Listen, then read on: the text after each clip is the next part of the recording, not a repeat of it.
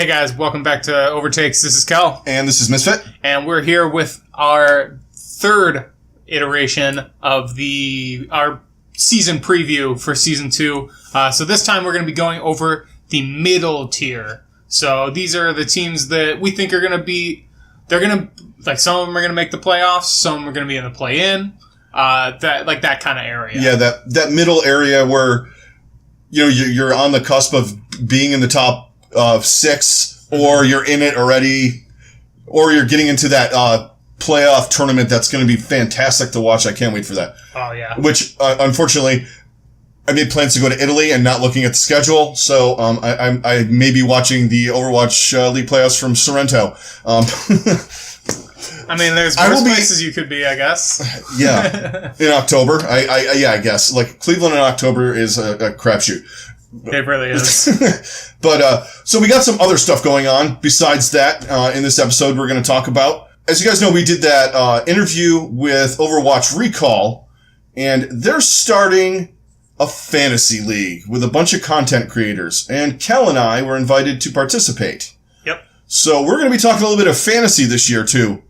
This year as well. So, get ready for that. We'll maybe do a little fantasy preview after we do our draft, which is going to be on February 8th. We're probably going to be, it's going to be broadcast somewhere, I'm sure. Yeah, we're pretty sure they're going to broadcast part of it, on Overwatch Recall. We'll probably do, either some kind of stream or just being like, hey guys, go check this out at this time, such and such, and all that. So that's going to be fun. And it's going to be really hard for me not to drop draft profit with the number 1 pick. I might cry if he's not on the board because I'm a fanboy. And hey, I mean, if anyone's going to be putting up numbers, it's probably there's like 3 guys that I can think that are going to be like putting up massive numbers, no matter how they calculate it and all that. Because that's something else that we're still looking at all this stuff. All that stuff is still kind of in the air, and even some of the websites are still a little hesitant to really commit to how they're going to score those things. But there's a few people that I feel like no matter the format are going to be just putting up numbers. Yeah, and you guys know who they are. And it's not just DPS either. Jonak's going to put up numbers. Fissure's going to put up numbers. Gesture's going to put up numbers. Even guys like Mono, Libro. I mean, the NYXL are going to put up numbers. Let's just put it that way. Okay, so here we go, guys. We are going to hit our mid-tier. We're going to start off with a team that finished pretty strong last year.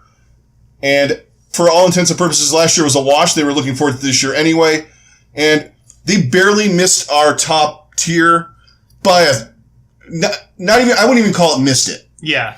They're probably going to be a top tier team, and that's the San Francisco Shock. Yeah, this is a team that we debated whether we wanted to put them in the top tier, but we wanted to keep it to 5 per tier we were in.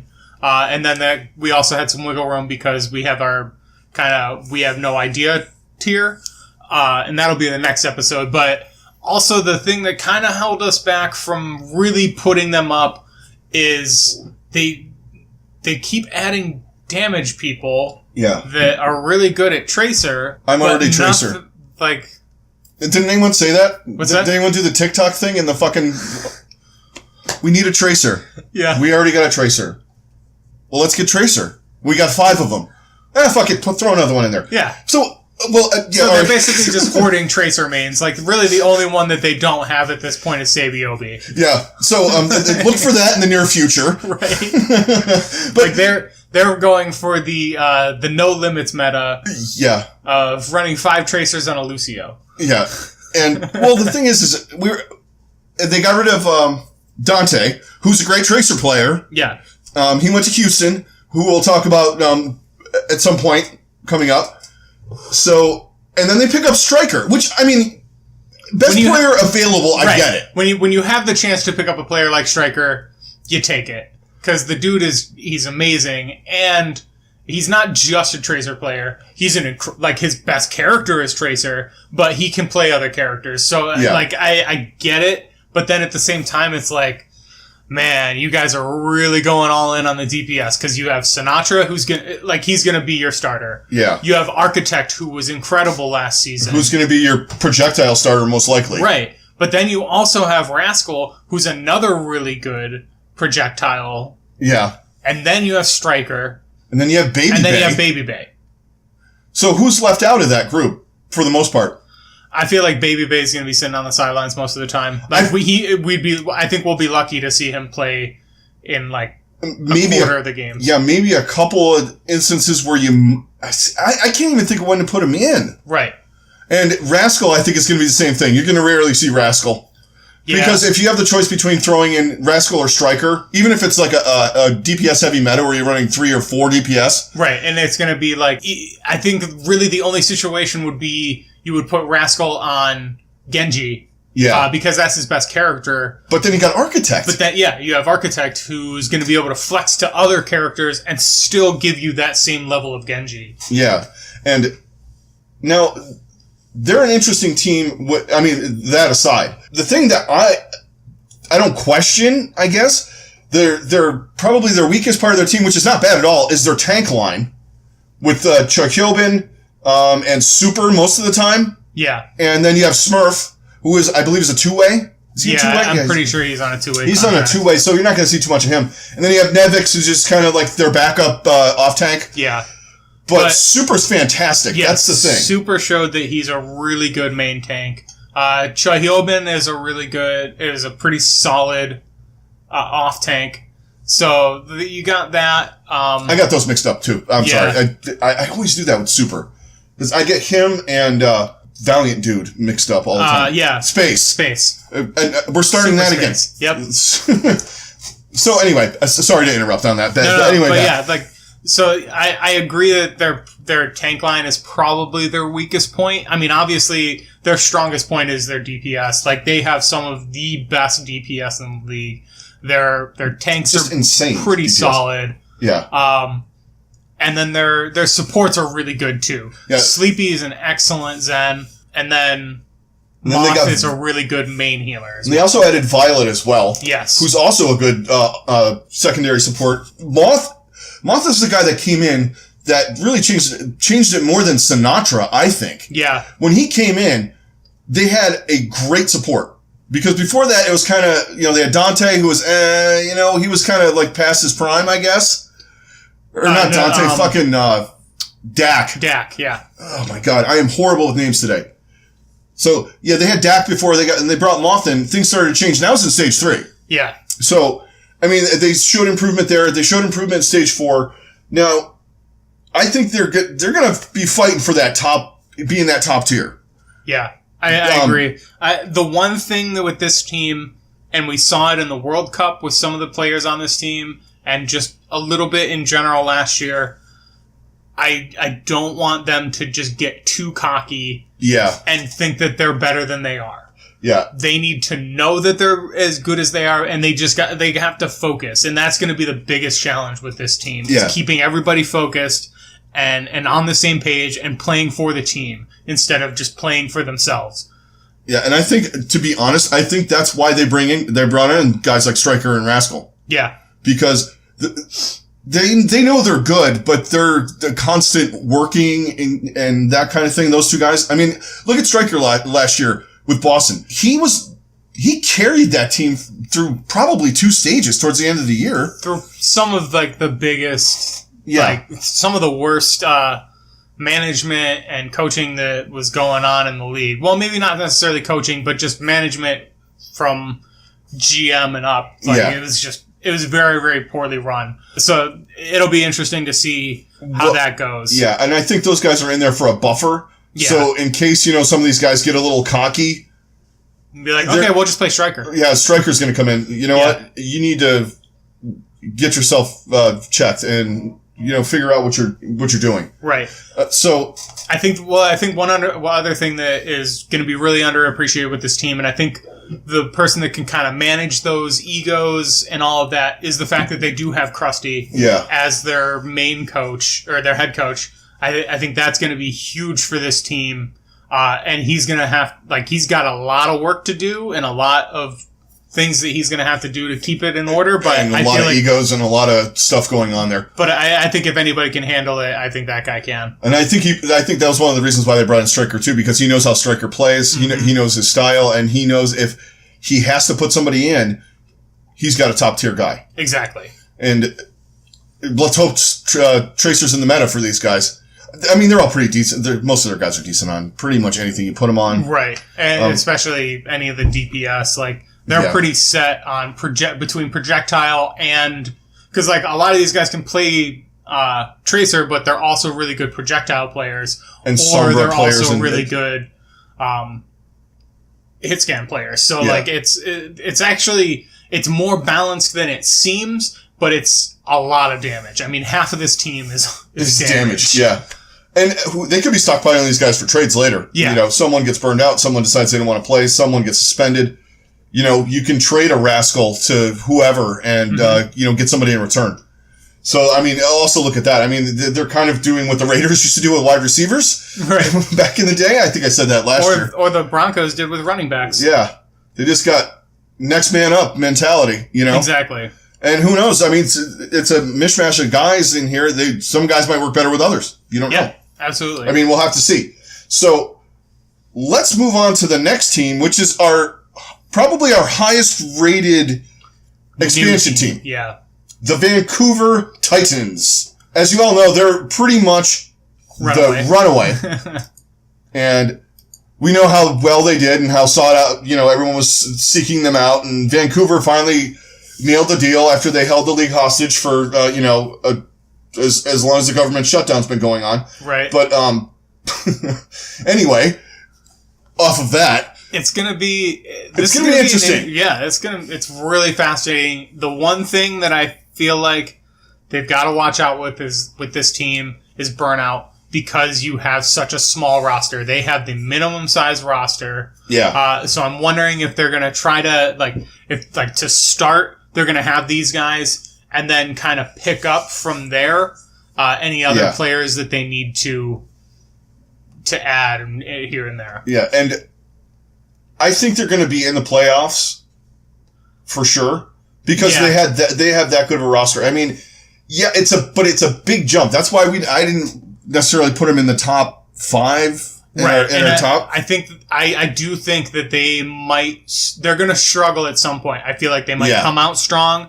and then they'll kind of like some of the other fall teams off did last a little year. bit in the middle, and then end strong. It is kind of the projection that I'm seeing with this team. Yeah, me too, because there's it's a bigger grind than, contenders. Yeah. Because, you go through the tournament, for however many weeks with a couple of matches, maybe a match a week, or however that, they're running it at the time that they're doing it.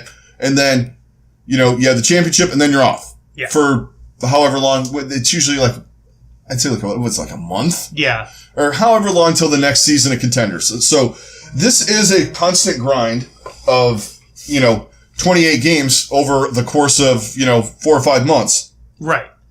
And that is what I'm thinking is going to happen with this team, is that grind will get to them. It will catch them.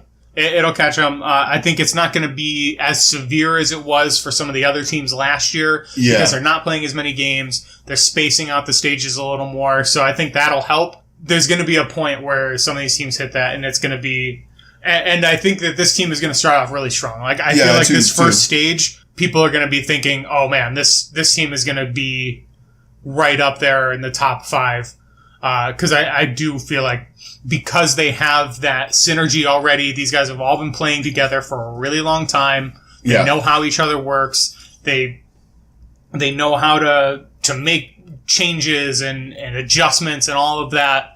So I feel like they're going to start off very strong, but the burnout is going to hit them at some point, and that's why they're not going to be right in that top tier to end the season. Yeah, and they also have Hureg on the team, who has a lot of Overwatch League experience.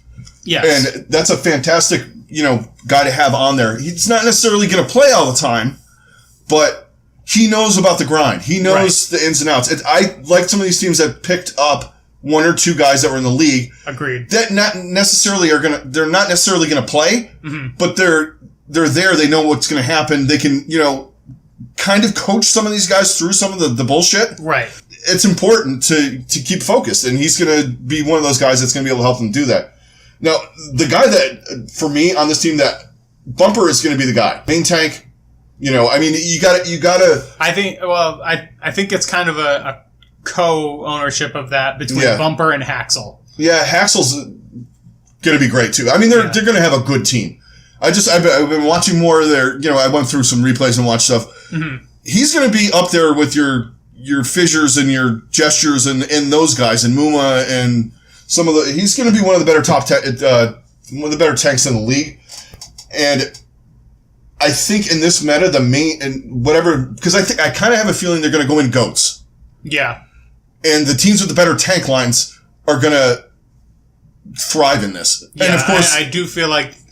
Because they've been practicing it for so fucking long. Right, they've been doing it for a really long time. There's just not been enough time... Because the patch isn't even live yet. So they're practicing on PTR, and there's still minor little changes going in here and there. And then it's hard to really build something. I think there will be some teams that'll throw in some wrinkles here and there. Oh, for sure. Like some team will find a counter to it that's going to work really, really well for them to start. But I feel like we're going to see a lot of goats to start. Yeah, and a lot of the oats and dotes and... Yeah, snotes and all of that. Snoke? Snoke. Disco Superfly Emperor. Right. Anyway, can we come up with a Snoke one? Is it just your face falls off and then you're kind of... Can we get a Zen skin for Snoke? Yes. Anyway, or the other way around. Yeah, and I think it's going to be like when Brig came in last year with the goats. Yeah. Because you remember, everyone was still running dive, and then it was like, you're getting a little bit... Except for Dallas went full in. Yeah. Dallas is like... Yeah, we're running this shit because we have no other choice right now. Right.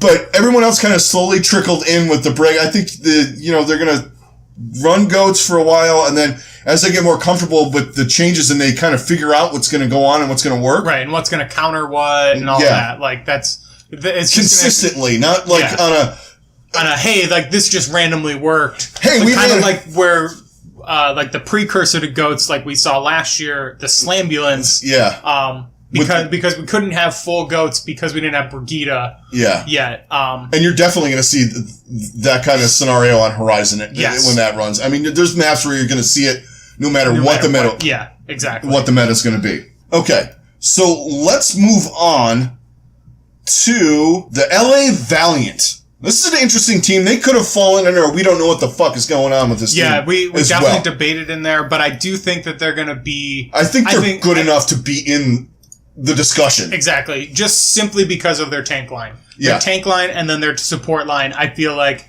is going to be what carries them to having a pretty decent season. Yeah. Simply because Fate is one of the best main tanks in the league. Space is probably the best diva player in the league. Yeah, he's definitely in the discussion for sure. And I feel like Space is going to be able to adjust to whatever off tank he has to play as well.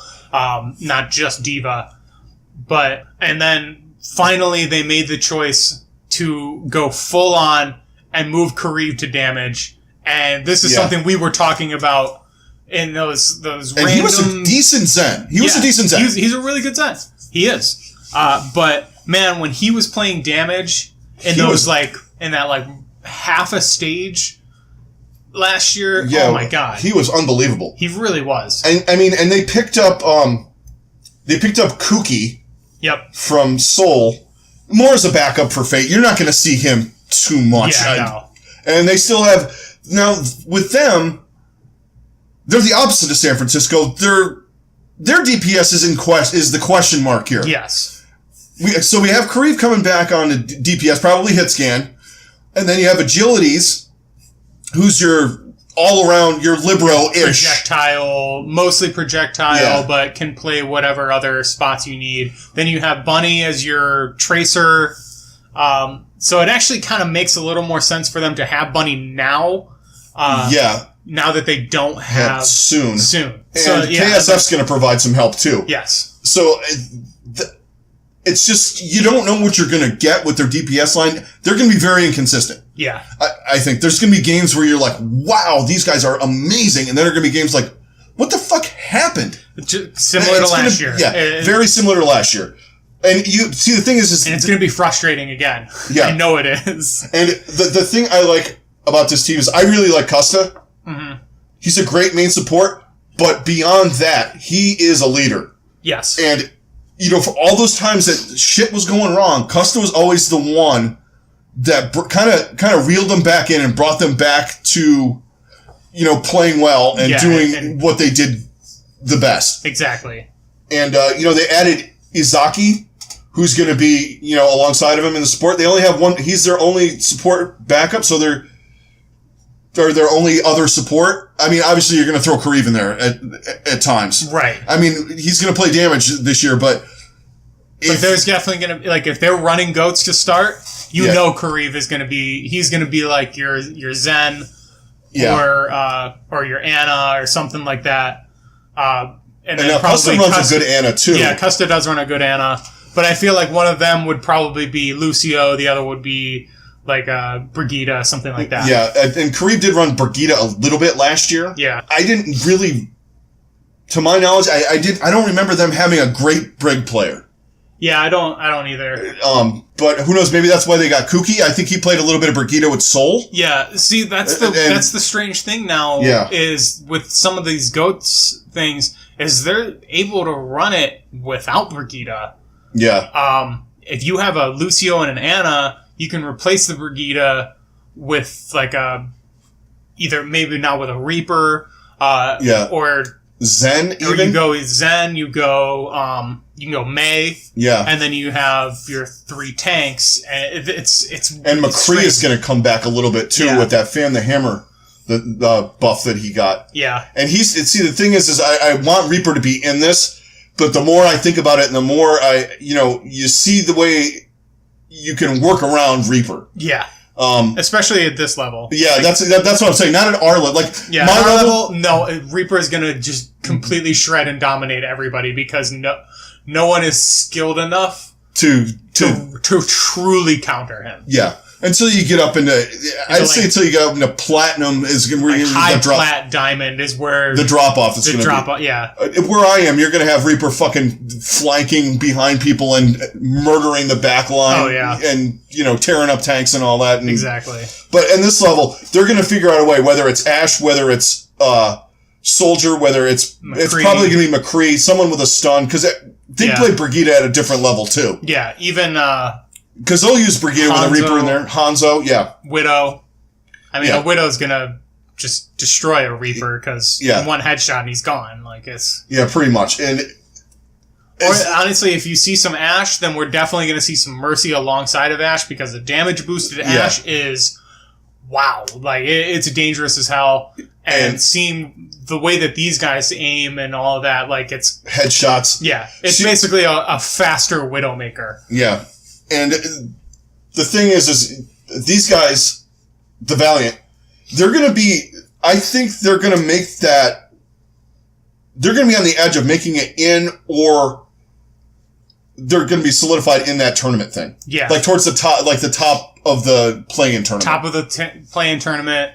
Or I could see them sitting right around somewhere between 5 to 9. Is where I'm thinking this team ends up. And the thing is a lot of people are really high on them. I'm not high on them. I'm almost in that I don't know what the fuck to think, but I know they're good enough to be in the playoffs. They're not gonna tank. Right. They're not gonna be terrible. Right. They're not gonna be terrible, but they are going to be inconsistent. That's something that I just don't see them shaking off in this season. Yeah. Neither do I. I don't see it happening. I feel like there's gonna be times where we're gonna be talking about them being like, what the hell just happened? Why did they lose that badly to that terrible team? Yeah. And then the next game, they'll play NYXL and they'll dominate them or something weird like that. Or even when they played Chengdu, how did they lose that 2 maps to them? Right. How did you go to 5 maps against Florida? Or how did in fact last year in stage 2, didn't Florida beat them? Yeah. And they beat them 4-0, I think. I think they swept them. Yeah. Yeah, I think they did. Yeah. I mean, I remember talking about that because it was, oh, God. I was because I was out of my mind. I was like, what the fuck just happened to my team? This is great.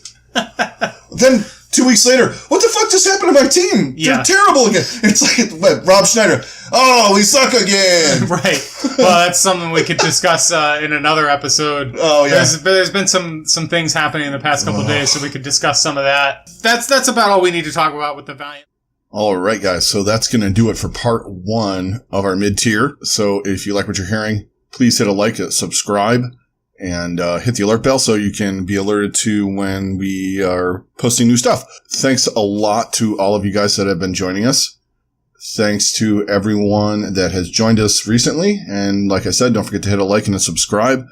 And we will be coming at you later on today with part 2. And also, this will be available in the next day or two on SoundCloud, iTunes for download in full. So it won't be split into 2. It'll be one whole episode on there. Thanks a lot, guys, and we will talk to you later.